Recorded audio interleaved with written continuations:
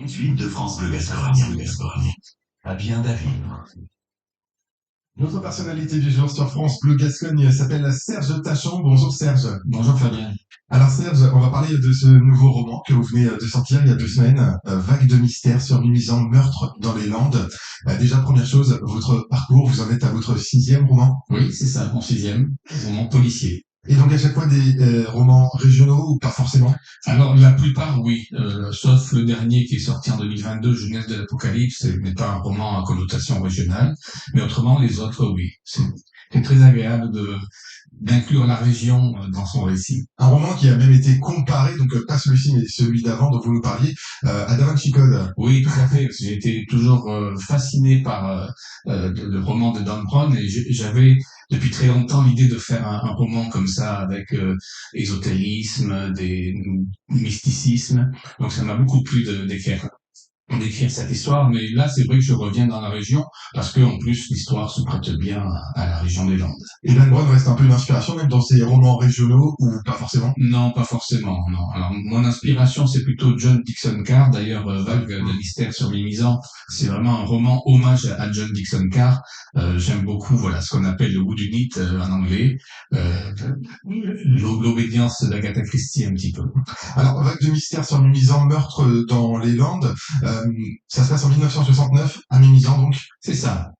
Donc il y a un auteur de romans policiers fictif évidemment qui est l'objet de menaces, de plaisanteries et c'est très embêtant parce qu'il est cardiaque donc ça peut être dangereux pour lui.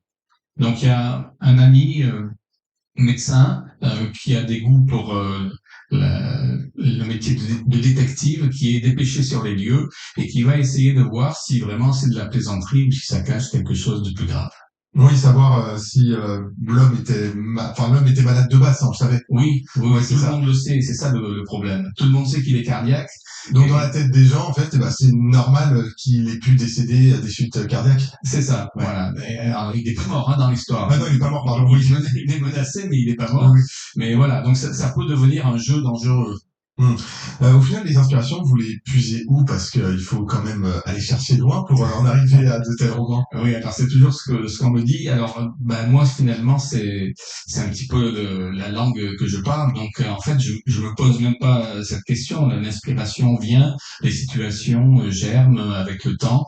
Voilà, et au bout d'un moment, ça peut dessiner une histoire. Et puis en plus, de ce que j'ai vu, ce roman parle d'autres meurtres qui n'avaient pas été élucidés, je C'est crois. ça. En filigrane, il y a un meurtre qui n'a jamais été élucidé 5 ans auparavant et un meurtre qui a la particularité d'avoir été commis dans un local clos, d'où l'hommage à John Dixon Carr, qui était le spécialiste de ce genre de situation. Alors, on parlait de John Dixon Carr, vous parlez de Dan Brown. Au final, vous avez beaucoup d'inspiration, mine de rien. Comment est-ce qu'on fait pour écrire sans copier, en quelque sorte? Oui, tout à fait. C'est une bonne question. Justement, je n'ai pas voulu copier, je n'ai pas voulu plagier, ça m'intéresse pas d'ailleurs.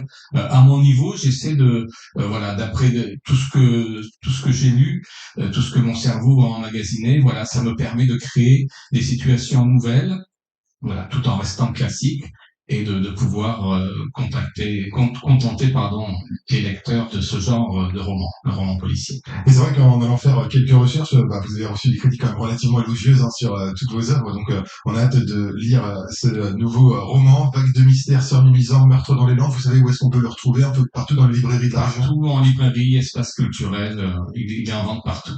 On n'hésite pas, c'est Le Geste Édition, évidemment, qui a édité ce roman, Vague de mystère sur Mimizan, meurtre dans les Landes. Merci beaucoup, Serge Tachon. Merci Fabien, à bientôt.